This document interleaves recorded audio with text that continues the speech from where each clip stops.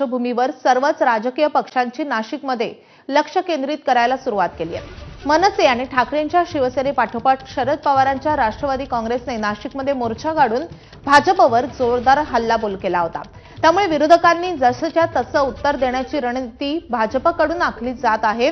Damage कंट्रोलसाठी भाजपचे संकटमोचक नाशिकच्या मैदानामध्ये उतरणार आहेत।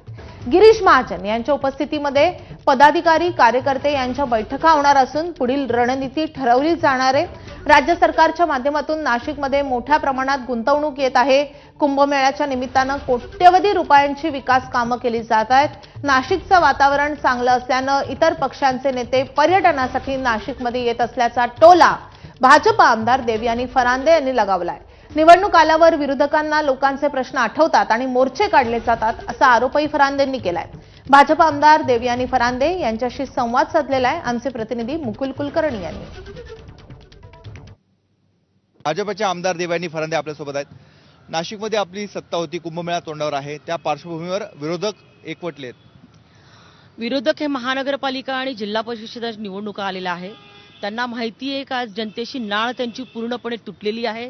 जनतेचा विश्वास जो आहे, मनसे असेल, शिवसेना असेल किंवा शरद पवार साहेबांची राष्ट्रवादी असेल, यांच्यावरचा पूर्ण विश्वास तुटलेला आहे। 5 ते 6 हजार कोटीच्या वर निधी आज आपल्या नाशिक शहराला, त्र्यंबकेश्वरला ह्या सिंहस्थाच्या निमित्ताने मिळणार आहे आणि त्याच्यामुळे रस्त्यांचा जरी आता प्रॉब्लेम असतील, परंतु दिवाळीनंतर त्याचे देखील टेंडर फ्लोट झालेले। दिवाळीनंतर ह्या रस्त्याचं म्हणजे पाऊस थांबल्यानंतर तातडीने ह्या रस्त्यांचं काम जे आहे हे हाती घेण्यात आलेलं आहे आणि मला विश्वास आहे आणि विरोधकांना देखील हे माहिती आहे की फडणवीस जे काम हातामध्ये घेतात ते अतिशय चांगल्या पद्धतीने ते काम पूर्ण करतात। वेगवेगळे मुद्दे घेऊन हे तिन्ही पक्ष रस्त्यावर उतरले होते।